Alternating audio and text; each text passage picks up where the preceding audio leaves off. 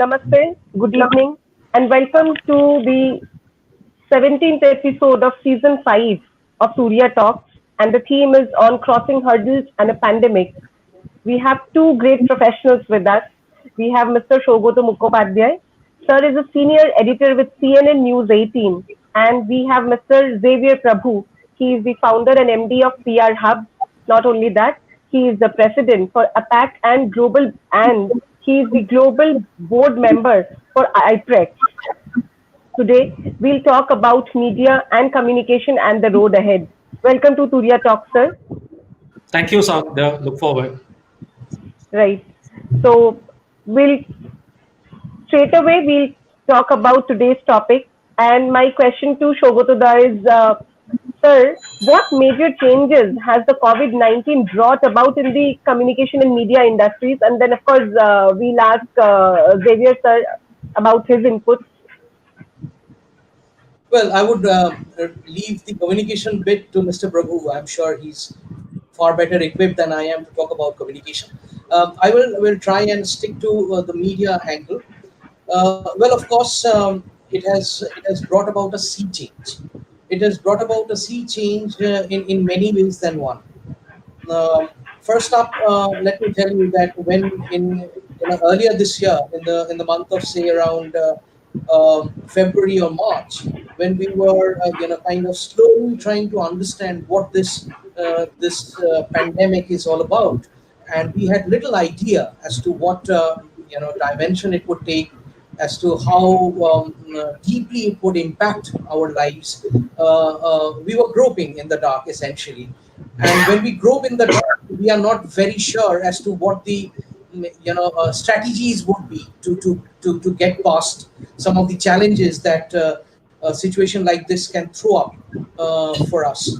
So essentially, what we did was, we were, as far as I am concerned, I try to always kind of read up, do as much research as possible into the understanding of the problem, and then try and gauge the impact on the ground when it actually hits. So when it actually hit the masses, and we slowly were coming to terms. I work out of Kolkata, Bengal, and in Kolkata, the disease first struck sometime end of March. So we were a little late, in joining the bandwagon, throwing our hat into the ring. And when we started off, we had the health infrastructure around us. We were, kind of keeping our fingers crossed as to the public health infrastructure, the response of the private health sector. How would the government understand the whole thing? How big this would be in terms of public policy? How it would impact our economy, so on and so forth.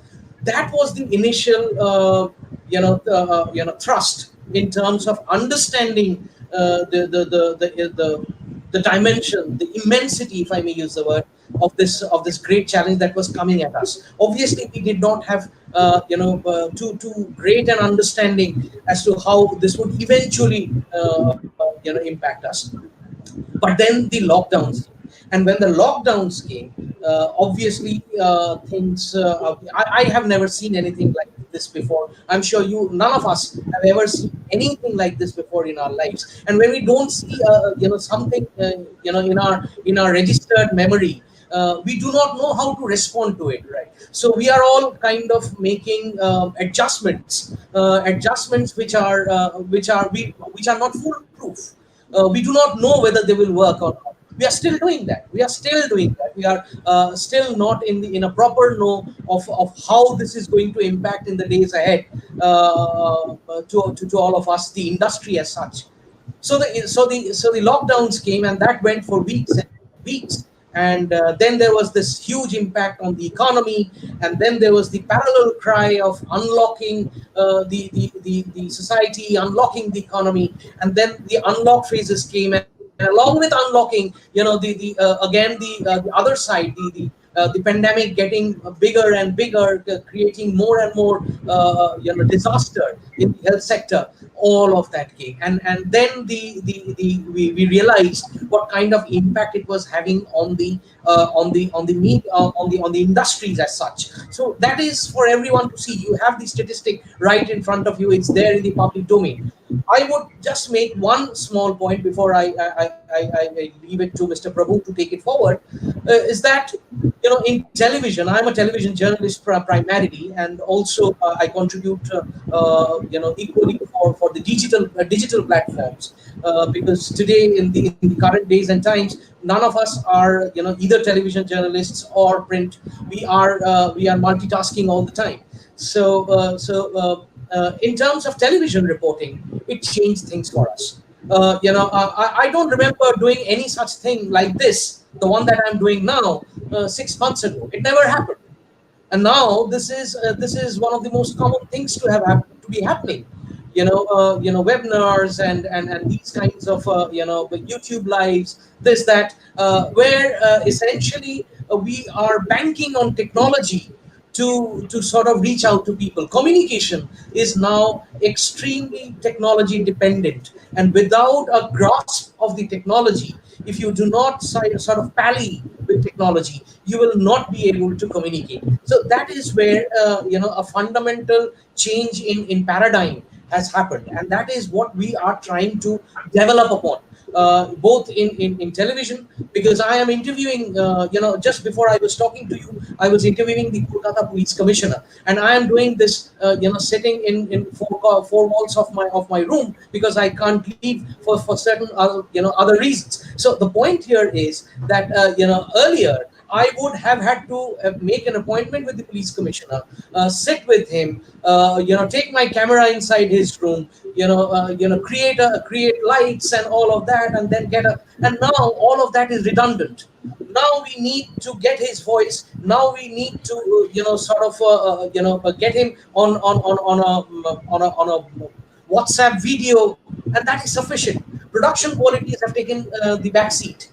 We need to take the voices in front. That is the requirement of the time, because his voice vis-a-vis the pandemic, vis-a-vis the Durga Pujo, is something that I want to take to my viewers, to my readers. And that, in order to do that, I have to depend on technology. And if I am not pally with technology, which is what I am doing for TV, which is what I am doing for digital platforms, I will be left out. So that is one fundamental change that I have had to sort of, learn, unlearn things that I did in the past, learn newer things, and get prepared. So that is what, that I'm still struggling with all of that. I'm not a very fast learner, but I know that this is what I have to do. If I don't, then I'm left out. Mr. Pro. Right, sir. So Right. Yeah. thanks for the perspective. And before Xavier sir shares his perspective, I wanted to share something. It's a PR that needs to be creative. People generally say, and it's PR that needs to be new and different, and it's PR that needs to be original. The best way to establish a brand is to create a new category, and creating a new category requires creative thinking of the highest order. So let's see what Xavier sir has to say. Thanks, Sandhya. Thanks, Shaugat. I think what Shaugat said is a good context for me to build on. The first thing is that if you take PR and communication, not just from the agency perspective, but even from the corporate perspective, I think it has been what I can call not just deep impact, but also all around impact. Just look at all the multiple components that we play in, right? The first is the way we work has been impacted. We can't work out of offices. We have to work out of home largely because, like Sougata rightly said, we've all been shut down for multiple months, depending on which part of India we are in. So that's completely new for us. We were never prepared for it. I think some of us have handled it well. Some of us have handled it really well, and some of us have handled it not so well. So I think that's something that is there. So there is a huge impact on that. And the second big impact is media has shrunk and changed drastically as well. So, the primary medium that we were using has undergone a drastic change in the last 6 to 6.5 months. So that is, one big change. And then you come closer to communication itself. We have to change communication itself because, everyone is going through a tough time right now. everyone is having someone in their family impacted, or connected to them impacted. Their jobs have been impacted, their incomes have been impacted. So there is a lot of things that is going through in each one's life. And how do you as a brand communicate in this context? That's a huge challenge, because you can't just say anything today. You got to be very, very sensitive, right? So you have the pressure from all the angles today. It is not just from one side. You have to also then realize that our business also is impacted. That's the underlying layer, that is an added impact, right? So you got to look at this. But I think the positive way of looking at this, despite all these challenges, is that challenges are also an opportunity to change, an opportunity to learn, an opportunity to probably figure out a new way of growing. So, and I think that is what I think PR and communication, I think a lot of us are doing today. I think we are all looking at changing our business models. We are trying to figure out, for example, in our office, we are trying to figure out hybrid model of working, where people come for some days and work out of home some days. Some people work out of home ever. Some people don't work out of home. So you are having all kinds of permutations and combinations today. That's the thing you got to deal with, which was not there before. And also, I think people are very unique and different. For example, in our office itself, when we try to do this consulting among all our employees to get them back to office, half of them were for it, half of them were against it. So, you got to, sort of balance both of them, because there was one set of people who said, I love office, I love human interaction, I want to come back to office. The other set says, no, I'm so scared. I don't want to, like Shaugat said, I don't want to get out of my four walls of the room. I want to stay inside. So, we figured out then, and a hybrid model is then the best way to move forward, because, it allows both people to come in and be comfortable. The other one is that I think technology has been good. Technology is something that we all have to adopt.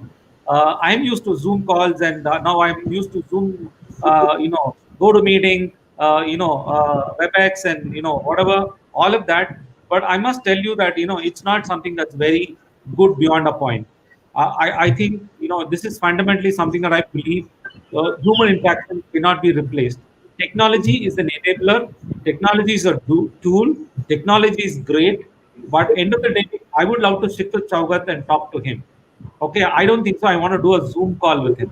I think I think we will all have to realize that technology is great, and I think all of us have to appreciate it, because it makes a police commissioner's interview still possible.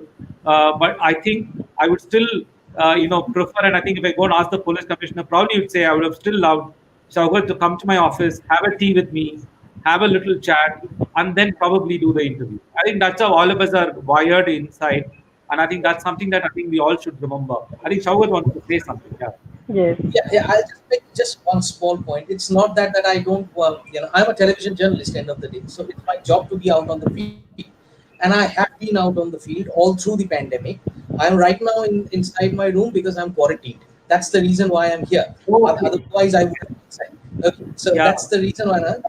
It's not my. It's not a choice. But the point Yeah. is, Mr. Guru, is you are right.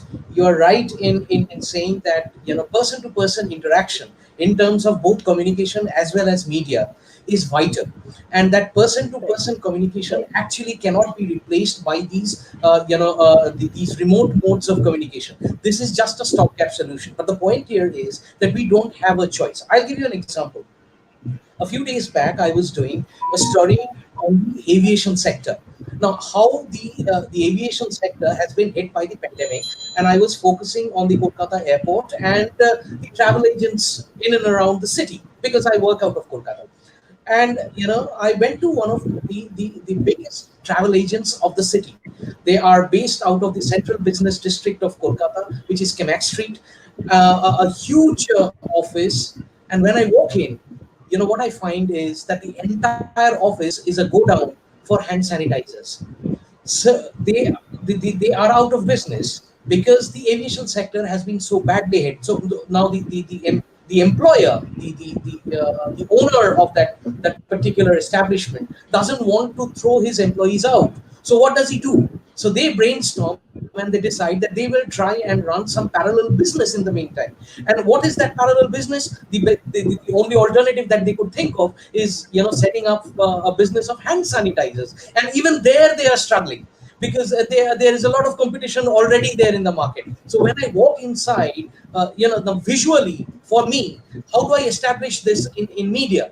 Visually, I see through my camera lens, right? I don't see through my eyes. So when I walk in and take the camera inside, what do I see? I see a reception desk, a huge, a miniature of an airplane, which is placed on that on that reception desk, and behind it, lots and lots of, the boxes of hand sanitizers. And then I walk into the office, and people are actually making stock count of the hand sanitizers, big bottles, jerry cans, and this and that, and there is nothing that you will find any similarity with in terms of a travel agent office. Well, that used to be a travel agent office just a couple of months ago. People were buzzing, in that office. It's a huge buzzing office, and then they, at one corner of that office, bichara, the owner, sitting with his hands on his chin, and thinking what to do next. So that is the impact that I catch visually. And unless I do that visually, there is no way I'm going to tell that story. I cannot do that sitting at home.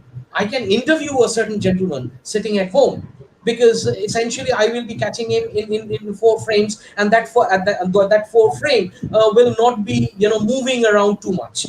But if I am telling a story, what do I do? I have to go and talk to that cabin crew, who is now making home deliveries of cooked food items. The cabin crew is doing door-to-door service of cooked food items. I have to go and meet that person. I have to show the plight that that person is in. Unless I do that, I am not telling the story. So it's a fine line. It's a tightrope walk.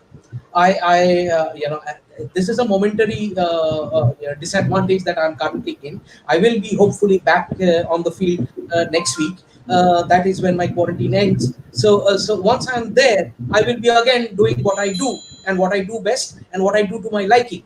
But till such time I am not able to do that, this is what I have to, sort of do as backup. And that is what I have been doing. It's a mix and match of both on the field and off it. But when it comes to actually telling stories, I'm completely in agreement with you. There is no alternative to actually being there on the ground.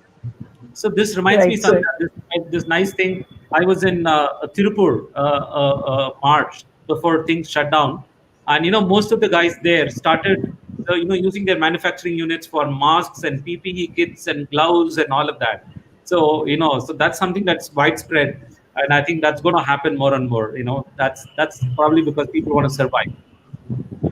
Yes, and that's the story. Yeah. That's the changing world. And if I have to tell the story, if I have to represent it visually, I have to be there. I cannot sit at home and do it. And also, Shaukat is one of the traditional journalists. You can make COVID get him to a room, but once out of it, he'll become back to the journalist that he was. I think he will just get out again. I Right. think that's daring to do. Yeah.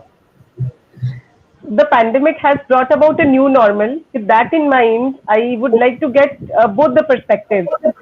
What does the future of PR and journalism media look like in our country, sir? You want me to talk about it first, or Mr. Shaukat, Prabhu? you go first. Yes, Yeah, yeah. Shaukat, you go first. Yeah. Okay. Oh, you see, as far as media is concerned, it has changed the face of media forever. I think nothing is going to go back to the old ways, and that is true not just for media. I think for most industries, we have taken a hit. Everybody has taken a hit, and we have to adjust, and we have to sort of develop newer models. We are in the process of developing those new models. Now, I'll tell you a couple of things that we are doing. One, of course, is what I already talked about. Drawing a fine balance between on the field and off it.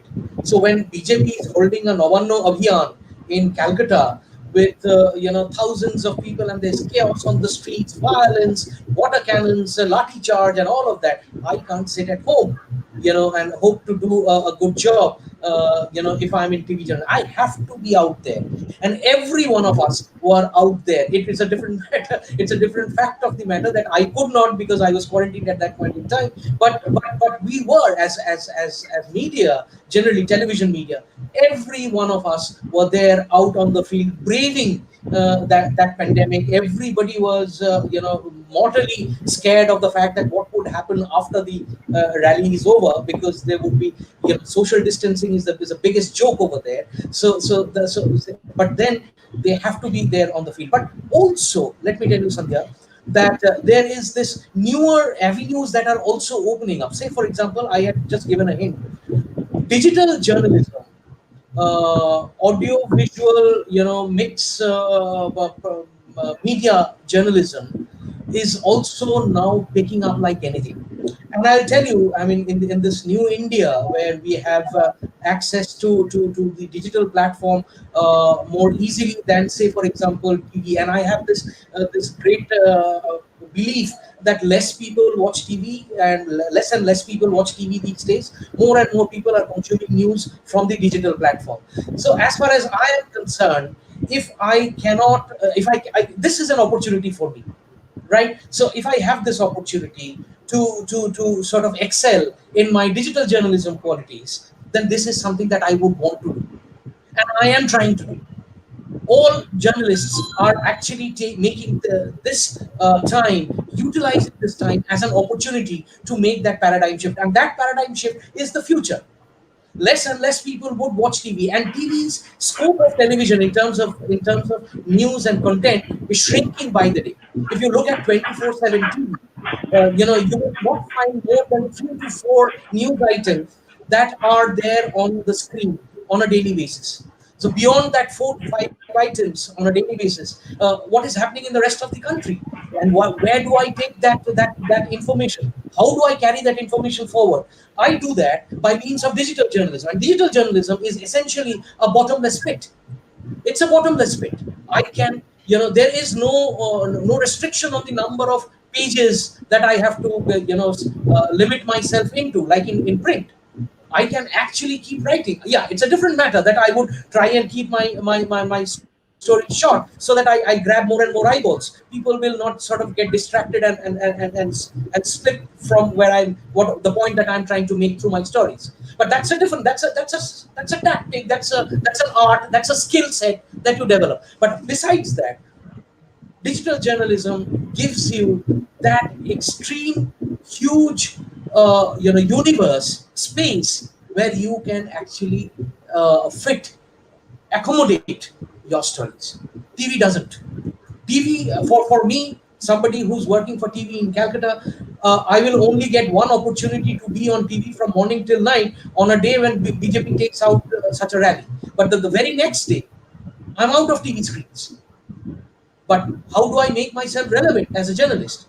I keep writing. I keep taking pictures. I keep, gathering pictures from and telling stories through pictures, which digital journalism allows me to do. And my, digital platform is a vibrant, robust platform. Why not make use of it? This social media is dominating our mind space, our news space. Why not be present there? So that's exactly what we are trying to do. And that what I think is, Sandhya, the future. And this is one opportunity, the pandemic that has given us to make that shift from that traditional mindset to that new mindset that we need to go to. Going forward, digital media will play a big role Absolutely. in the life of any Absolutely. journalist, No questions. whether it No is questions regional about it. journalism or national journalism. Absolutely. No two Right, ways right, about it. right. Xavier sir, what is your take Yeah. from communication point? Yeah, so I think a couple of days back, Elon Musk announced that he's not going to have a PR department and he's not going to interact with media at all. So and I think last few years that change has been happening. And I think when Google created a holding company called Alphabet, the two founders didn't call up any media; they just put out a tweet, and people then picked it up from there with. And I think I've seen now that a lot of times there are front page stories which are just picked up from tweets of big businessmen or country leaders, and you know that Trump primarily does everything through Twitter. Okay, he wakes up in the morning and then he announces to the world even policy decisions on Twitter. So and then news media picks it up. So I think those are all just indication, and I think that's been happening for some time. I think COVID was not the cause of it; it was happening already. What COVID has done is it's accelerated that change. It has pushed that change Correct. much more faster, rapidly. Correct. That's the first one, Sandhya. The second is that I think in the last few years we've been speaking about earned, owned, and paid media. I think what COVID is going to do is uh, make us look at owned and paid a lot more closer and much more deeper than we have done before, because social is owned. Your Facebook or Instagram or LinkedIn or Twitter or whatever, they're all called own media. So I think brands will look at the two other aspects more closely now than they ever did before, because the changes in media is going to make earned media very, very difficult and very less as well. Like Shaugat rightly said, sitting out of Kolkata, if his window is just one story, that's only so much he can do. And if I'm using that as an opportunity to communicate, then my window shrinks to one a day. And I think that's a restriction, right? So the move towards the other forms will accelerate, and I think I don't think so. It's a bad thing. It's actually a really good thing, because brands would want to do this, because brands today want to communicate to consumers directly, and today I think they have a very big and a good opportunity to do that. And that's I think something that is really really good for brands. And also, see, the thing is, we will have a good balance coming in, Sandhya, and I think that's what I think we all have to agree. One, we spoke about how person cannot replace technology, and technology cannot replace in person. I think media will have its own role, and I think what media will do is that it will bring in credibility. So me coming on a story with Shaugar on CNBC will be a high credibility one. It's not something that I use to communicate to the consumer. What I'll do is I will do that separately through Facebook or whatever, and other media. And for corporate brand credibility or something else, I will go here. So what happens then is everyone has their place in the overall brand mix. I think that, or the communication mix, or in PR, and I think that's what we will move towards. I think I don't believe that anything is going to die. I think that's a very wrong way of looking at things. I think everything will evolve. Print will have its own say. TV will have its own say. The digital will have its own say. That's why I don't think so. If people suddenly say it's all digital or online, it is not all the things that will go digital and online. There will be some parts that will remain. Even today, I wait for my morning paper. I don't think so. I'm going to change ever. It's not because I'm not digitally savvy. I am subscribed to all the apps. I still get my news through my WhatsApp feed, but I still want to sit with my cup of tea or coffee in the morning with the paper. It's because there is a certain uniqueness to it that I'm used to. It's not just about a habit. I'm already consuming digitally. I think that's what people have to understand. It's actually about balance. You've got to figure out, and you've got to get more elements in. So I think that's the good thing. Previously, I was doing two. Today, I'm looking at 20 tools. So it's actually a good thing. It's not a bad thing. I think we are now looking at a much more open world where I can communicate to consumers directly. So it's actually a good thing, Sandhya. So Right. I put it that way. Yeah. Right. We can quickly take a few questions from audience.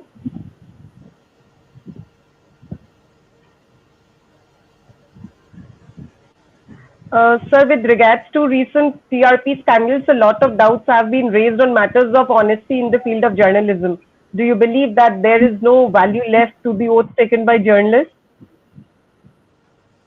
I believe that's a question for me, right? Right. Shaukat, you can answer the question. Uh, all right. I see that the question has been put by certain by Kingshuk Kundu, right? All right, Right. Mr. Kundu. Here's something that I would want you to differentiate with. TRPs and the TRP, whatever the controversy that it has not been proved as of now. It's a controversy. It's a controversy there. The Mumbai police has taken it up. There's a section of people in the media itself who believe that the malpractice, quote unquote, which is not yet proved, that is not just restricted to Mumbai. It is actually has deeper roots. It has spread its tentacles to all parts of the country. So it is equally valid in any part of India as it is in Mumbai. But having said that, I would tell you that journalists don't decide on TRPs or on TRP ratings. Journalists report. Journalists do stories. So we do not, are we are actually not bothered about what TRP my channel is gaining, as long as I'm doing my job properly, coming up with stories which are solid, which are impactful, which are as close to truth as possible, which has all sides covered, which has unique readers or viewers' interests, as the case may be. Then I am doing my job. And as far as the TRP game is concerned, it is essentially the management, one side of the management, who take these calls. So journalism per se has got nothing to do with the TRP controversy. So I would like you to separate the two, and I would request you not to get mixed up. Journalism doesn't take any hit on account of this TRP controversy. It is a practice that is being done by a certain set of management, or allegedly being done by a certain set of management. So that is something that will have to be proven in a court of law, and all of that will happen. But having said that, are you? Am I too proud of it? Certainly not. If that has happened, then obviously it needs to be probed, because it actually takes the viewer for a ride. It takes the advertisers for a ride. It takes the channels, the other channels who are at the receiving end of that false TRP game. It takes them for a ride. And end of the day, it's you, the reader or the viewer, who gets duped by this. So it is something that I will certainly not be proud of. But having said that, I would like to repeat that it has got nothing to do with journalism of the day. Journalism stands where it is, or the issues that concern Indian journalism today are actually in a different place, not with the TRP controversy at least. So that way, I am a little happy that this TRP controversy has got nothing to do with me directly. I So hope let I me have just answered your put question. a perspective to it. What Shaugato said is that I think you guys would have read Shekhar's piece in the print, and I think he brings up a very important point. Right, is that the media's business model has become skewed, particularly from a news perspective. The news channels today are hardly 1% of the whole audience. So, which means their fight to acquire advertisers' attention and money has become much more fierce. It's a dog eat dog, ruthless world. So that is what is the core problem. So I think TRP is just a manifestation. You go to a doctor and you say I have a fever, he's going to ask you thousand other things because the problem lies elsewhere. Okay, there is a business model challenge, and I think media needs to address it as a business model challenge. And like Shaugat rightly said, there is a legal element to it which will also take its own course. So there is a business issue which needs to be looked at, and there is a legal issue which will take its own course. So I think it will have its own process changes, and I think only time will tell. I think all of us have to wait and watch. Right. We have got many questions. We'll just quickly take it up. Few more questions, please. A lot of questions have been raised about the biasness of Indian media. What is your opinion on the same? Xavier sir, would you like to address it? Yeah. I think Shaugat is better, but I think media is in the headlines. All the questions are on the media. So, but Right. something media has always been biased. I think let's be honest about it. And I think I really remember. I don't know which one. I think a Wall Street WH journalist or someone else. I think said if you don't have an opinion, you're not a journalist. Every journalist has an opinion. With opinion comes bias. I don't think so. Bias is the problem. I think the problem is we are letting that bias go forward and take newer forms or deeper forms.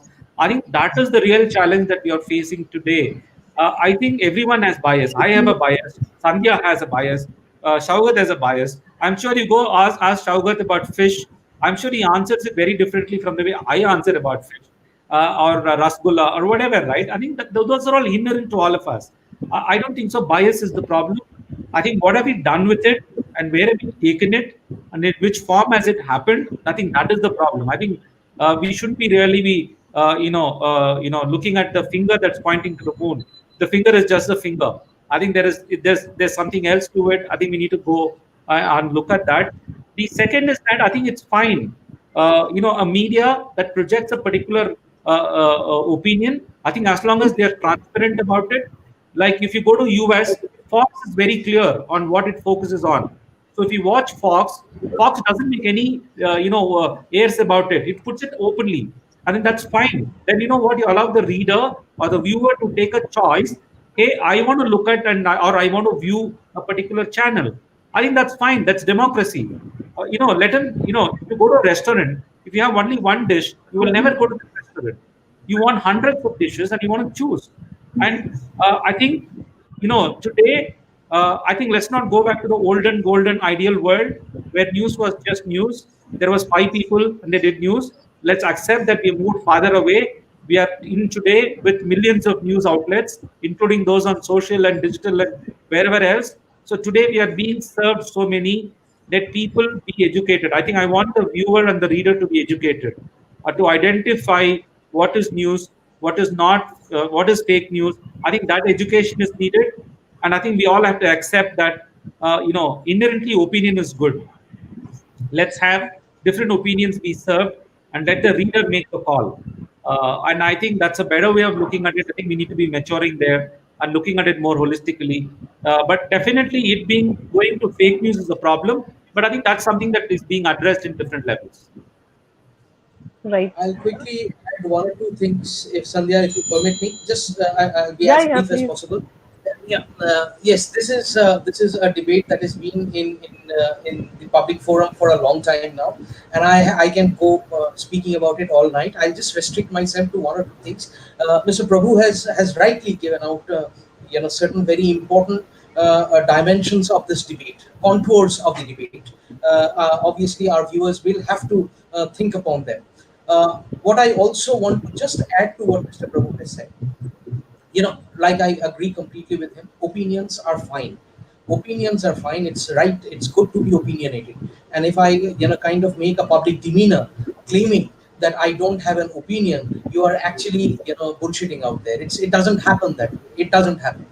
But the point here is that when you are in the business of news, you are also in the and primarily in the business of information. Now, if you are clouding information by means of your opinion, that is where it becomes problematic. My whole stand on this whole thing is, or this debate is, that you are absolutely well within your rights to have an opinion, and you can voice it. But at the same time, you make sure that you do not deny your viewer or your reader of information. In order to put forward your opinion, you cannot hide facts. So that is where you have a problem in terms of delivering news in terms of mainstream media. I'm not talking about social media, because social media, the main problem is, does not have accountability. We do. That is the reason why we need to be very, very self alert, self censored, and ensure that when we are delivering a story or giving out piece of news, we talk as many sides of the news as possible, and give the reader or the viewer concerned the right to make or form his or her own opinion. We Absolutely. cannot dictate an opinion for them by hiding certain facts and presenting only one part of the truth. So that is a crisis that many people rightly voice in terms, but that is not the whole truth. Not all television channels, not all media houses do that. There is a concerted effort, and that is a fight that is going on inside newsrooms. Trust me, 24/7, 365 days a year. That's a fight that is happening. People are not privy to those fights which happen inside newsrooms, but it happens every day inside every newsroom. No exceptions there. Even some of the most inclined television channels which have taken one side of whatever political dispensation they choose to follow. Even on inside these newsrooms, there are reporters, there are other journalists who are putting up a fight on a daily basis and respect that fight. That fight is there, and every moment it's happening because there is a concerted effort to place the truth, the whole truth, as far as possible, as close to the truth as possible. So that would also be something that I look forward to. That is what gives me hope, because I'm an insider to the media, because I'm an insider to the industry. That is what gives me hope, that there is always that balance, that moral compass that is always at work, no matter which media you are talking about. That is a brief point that I wanted.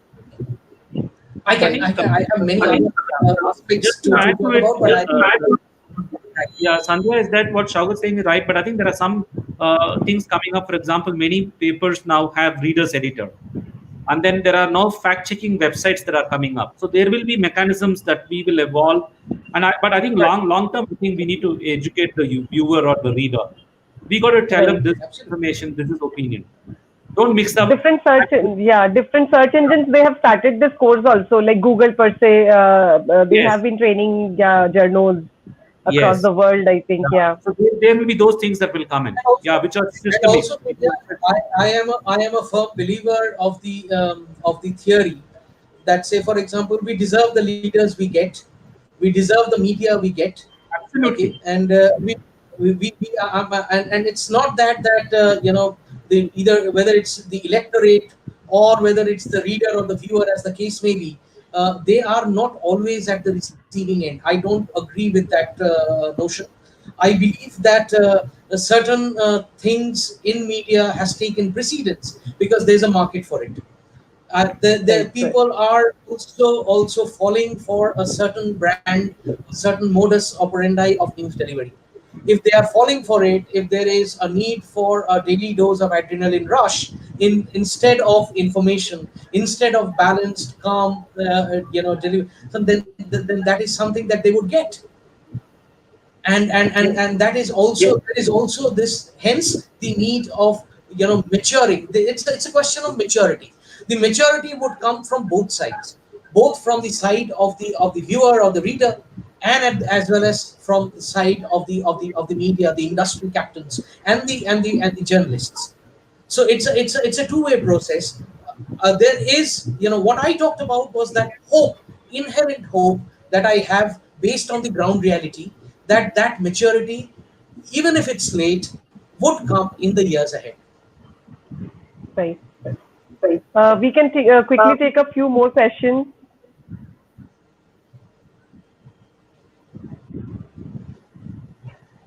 Sir, how safe is political journalism in the present era? All questions coming my way. Yeah, I would say, how safe, I do not know. We really don't care about the safety part. What we do care about is whether we are doing enough to do what we are supposed to do. Uh, yes, there are issues. There are serious apprehensions about journalists getting targeted. It has happened. It has increased in manifold in the last few years. We have seen several attacks on journalists, people who have questioned the dispensation, people who have brought out scams and all of that. They have been bodily targeted, killed, and all of that, and that is a very, very worrisome aspect, not good for the democracy at all. But I would say, and there is a gag. Yes, there is always a gag on journalists, from forces you don't get to physically see more often than not.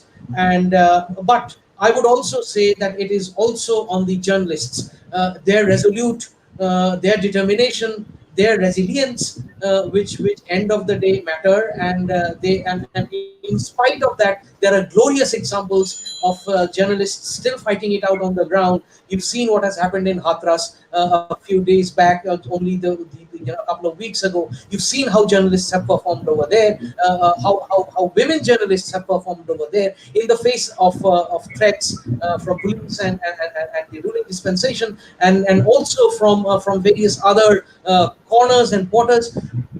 It's a two-way process. It will continue to happen.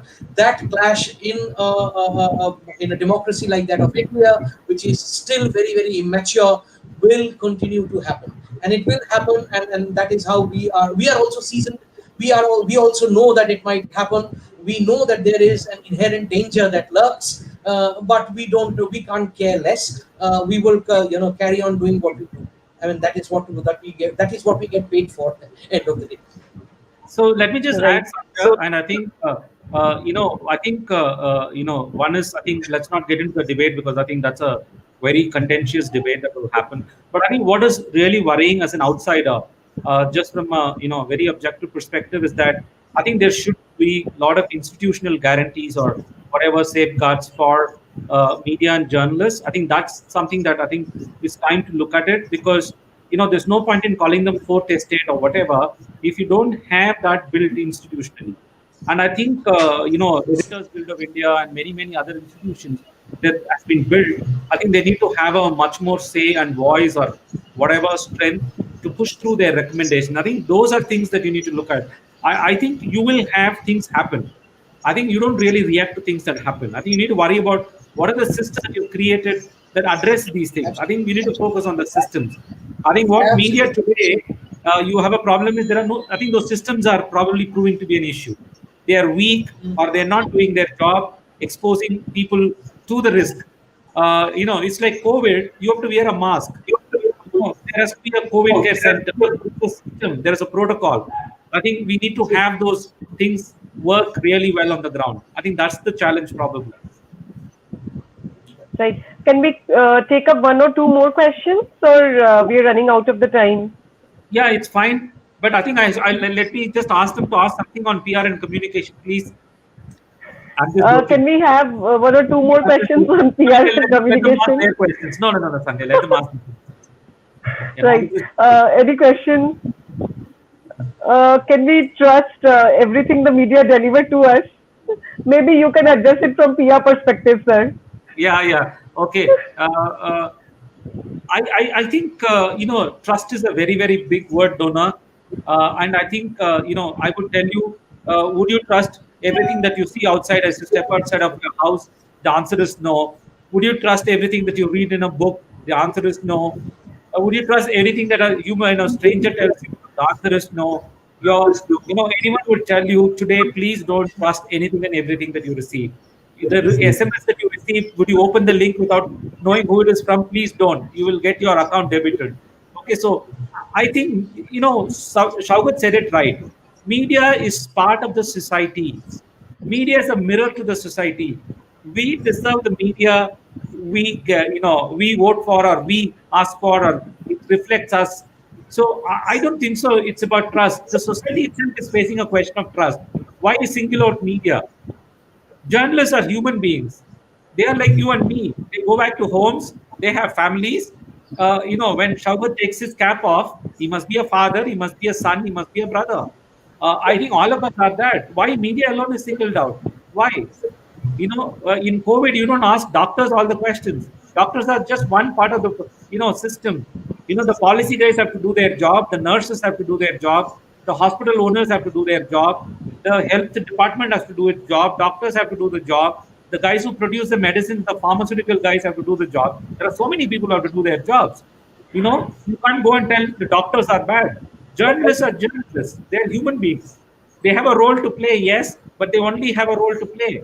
I think let's not, put it. I think we're really putting too much into, media is ethical, media is trust. I think, yeah, they have to be. No one is saying no, but don't put it so much on them. They are not supermen. They are not superwomen. Superwomen, by the way. I think they're just people who are doing a job, and I think they're doing a fabulous job. And I really like Kaugat when he said, despite the risks, he wants to be out there. I think that's a good thing. I think you need to appreciate them for, in fact, I would say that, we clap for doctors who are out on the street. I think journalists are out on the street. They are also getting COVID infected. I think they deserve equal respect and equal credit as well. I think, but don't make them superhumans. They are not. They're just professionals. I think that answers a lot of the questions. Thank you, Mr. Prabhu. Right. I couldn't have explained it better. I just want one thing to tell Donna, who's asked this very pertinent question. I'm sure it's a good question. But let me tell you that if you ask me whether you should trust the media, and I think Mr. Prabhu has given a very good hint, my answer would be no.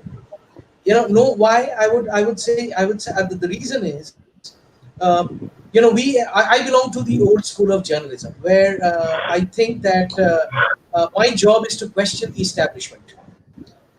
I do not take anything on face value. That's my professional training. I am trained to question the establishment. And if I am trained to question the establishment, how can I expect someone to take me on face value? That would be hypocrisy.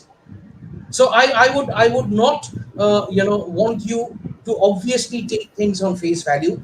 I am sure you, as a reader or a viewer or a consumer of news, you are able enough to understand who's giving you the right news and who's not. You are the judge, you are the jury, and end of the day, you are also the executioner. You are doing it without even knowing it. But the point is, there is one very important thing, Donna, that you have to understand, is things have changed a little on the ground. While we as journalists, why I call myself old school journalism, not because of my gray hair. I'm not that old actually.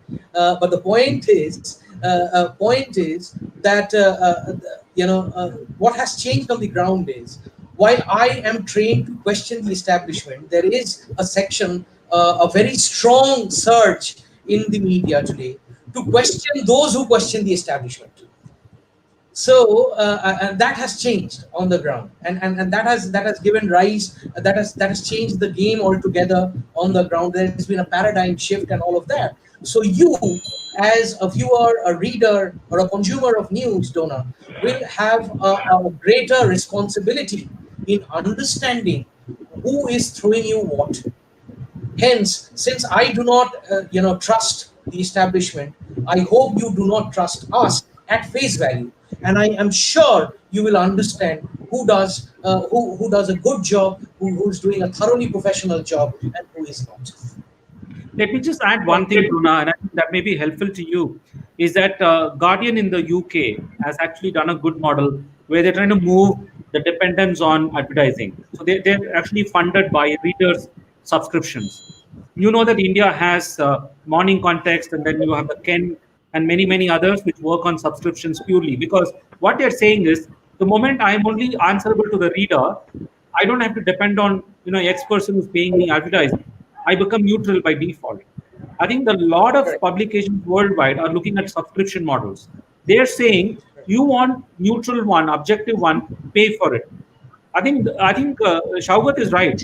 The reader is also the Absolutely. problem. Yeah, you see the thing is right. You know how much the paper costs you to print? It costs you to 47 rupees, and you have charged 4 rupees. Someone is paying for that 43 rupees, and obviously the person who pays for that 43 has control. Don't blame the media. It's a very inherently skewed model, right? So I think there are experiments worldwide which is shifting that away and saying you pay for good news. I think if you read an article from Guardian, below that they actually tell you, please pay for good journalism. If you like this article, please contribute, donate, and they give you a button to link and donate. I think that's a great model because they are saying you want neutral, independent, objective news and opinion, pay for it. You can't get anything of value for free in this life. I think that's the truth, Absolutely. including good journalism. Good journalism is a lot of money. Absolutely right. So before we wrap up the show, I think I can only say, even as our start new normal begins to get clearer, to assume anything will not be wise. Together, we all will see these tough times pass, but beyond the fragility of the way life works at the moment, we have a golden opportunity to discuss new ideas, which we discussed today beautifully. rethink new assumptions. We got beautiful perspective from both the institutions and create new magic. And that magic will be Absolutely. created both in both the verticals, media as Absolutely. well as PR. And let me By just put doing this, Sandhya, yes, in fact, I think the media and PR and all that, in fact, I think is not separate. I think they're all yeah, just it's different same. sides of the same It's coin. same. Yeah, yeah. So one reflects the Absolutely. brand, the other reflects the reader. I think all of us are the same. I think, to look at all of this as separate is itself a challenge, I think. Shaugat writes inside, we write outside. That's all it is. You take a camera, we take a camera, probably. That's all. Yeah. Right, yeah. And by doing this, we can emerge from this global crisis stronger, wiser, and more prepared for future challenges. I would like to thank Shogotada and Xavier Prabhu sir for saving time from their busier schedule and sharing their insights. Meet you on next Saturday. Till then, thank you and namaste. We will just play the small video and we'll wrap up the show. Thank you, all of you. Thank you so much. Yeah, thank Thank you. you for having me. Hi guys, this is Una Banerjee aka Angry Didi, also known as Angry Didi. 17th of October 2020, I am going live on TuriyaTalks YouTube channel with Sandhya Sutodia from Turiya Communication LLP. We are going to discuss about my journey as a content creator, and I'm looking forward to answer all your questions regarding it. So please subscribe to their YouTube channel to get all the informations, and see you there. Thank you.